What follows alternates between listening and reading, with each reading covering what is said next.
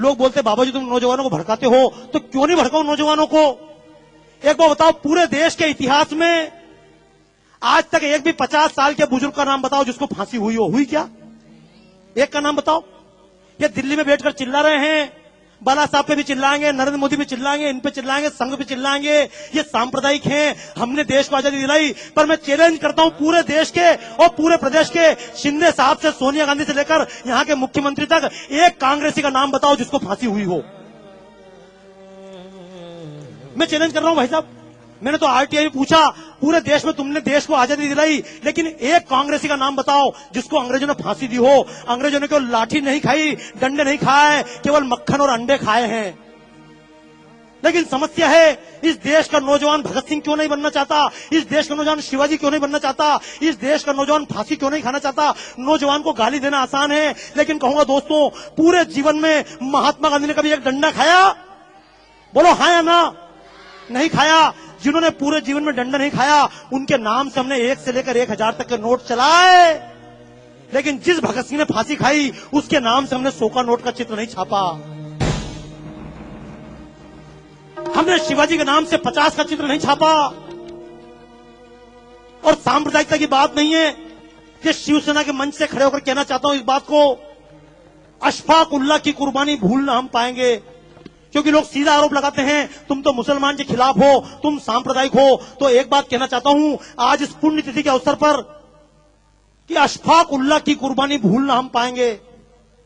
जब अशफाक उल्लाह खान लड़ रहा था आजादी के मैदान में, तो मुल्लों ने समझाया था, कठ मुल्लों ने, अरे अशफाक क्यों इसके लिए जान देते हो, तुम तो मुसलमान हो। तो अशफाक उल्लाह खान ने कहा था, कुछ आरजू नहीं है, बस आरजू यही है, रख दे कोई जरा सी खाके वतन कफन में। मर गया अशफाक उल्लाह खां। लेकिन ये मुसलमान के नाम से वोट लेने वालों ने आज तक अशफाक उल्लाह खां के नाम से 10 रुपए का नोट नहीं चलाया। इस देश की लड़कियां, झूठ मत बोलना, पूछना अपनी बच्चियों से, क्यों लव जिहाद के चक्कर में फंस जाती हैं।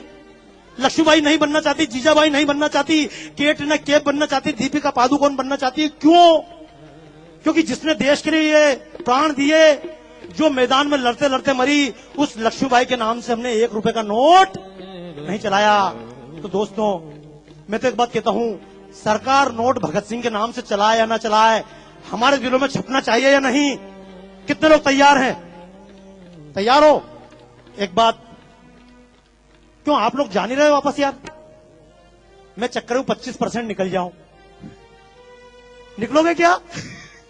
अच्छा सुनो, देखो एक बात बताऊं, जब भगत सिंह को फांसी दी जा रही थी, मैं शब्द बोल रहा हूं, मैं जब बोलता हूं मंच से, कारण समझ लेना, मेरी जितनी प्रदर्शनियां सब विदेशों में लगती है। राजू निवल जी से बात चल रही थी, बाबा जी आपकी प्रदर्शन लगाएं, तो मैंने कहा मेरी प्रदर्शनी भारत में नहीं लगती। बोले क्यों नहीं लगती है? मैंने कहा जब भारत में कोई बात बोलता हूं तो लोग बोलते तुम सांप्रदायिक हो, और जब अमेरिका में खड़े होकर बोलता हूं तो लोग बोलते बाबा जी आपने हमारी आंखें खोल दी। तो कारण समझना दोस्तों, जब महात्मा गांधी ने लॉर्ड इरविन से बातचीत की थी, समझौता हुआ था, तो लोगों ने कहा था महात्मा जी, भगत सिंह ने किसी की जान नहीं ली है, संसद भवन के कोने में बम फेंका है, किसी व्यक्ति पर नहीं फेंका। आप भगत सिंह की माफी के लिए बात करो, शर्त रखो, भगत सिंह को माफ करो। तो महात्मा गांधी ने कहा था, ये भगत सिंह, ये अशफाक उल्लाह खां, ये क्रांतिकारी, ये चंद्रशेखर आजाद, ये क्रांतिकारी आतंकवादी हैं। तो मैं भी एक बात कहना चाहता हूं, अगर भगत सिंह आतंकवादी थे तो मैं भी आतंकवादी हूं। और ऐसे आतंकवादी देश के कोने कोने में पैदा करना चाहता हूं। क्यों?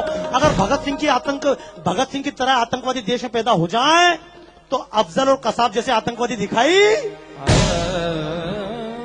तो बोलो देश के नाम पे आतंकवादी बनना चाहते हो? अभी तक लोग मजहब के नाम पे आतंकवादी बने, जातियों के नाम पर आतंकवादी बने। हालांकि आतंक का मतलब यह नहीं कि बम लेकर निकल जाना, मारोगे किसको मारोगे? देशवासी को मारोगे क्या? लेकिन कम से कम और किसी को मारो मत मारो, अपने स्वार्थ को मार लेना। जब कभी वोट देने जाओ तो जाति देखकर वोट मत देना।